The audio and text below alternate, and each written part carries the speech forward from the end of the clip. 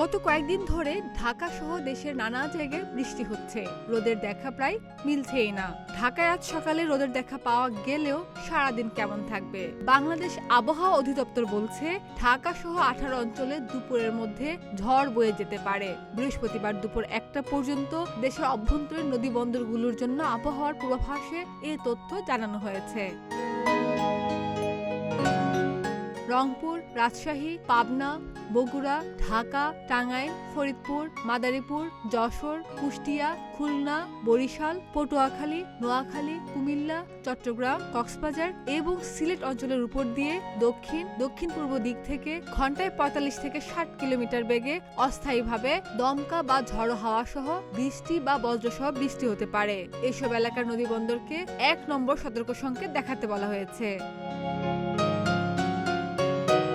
এদিকে বুধবার রাতে 5 দিন সারা দেশে টানা বৃষ্টির আভাস দিয়েছে বাংলাদেশ আবহাওয়া অধিদপ্তর। ওই সময়ের মধ্যে দেশের কোথাও কোথাও মাঝারি ধরনের ভারী থেকে অতি ভারী বৃষ্টি হতে পারে বলে জানিয়েছে সংস্থাটি। খাদিজা নিপা, প্রতিদিনের বাংলাদেশ।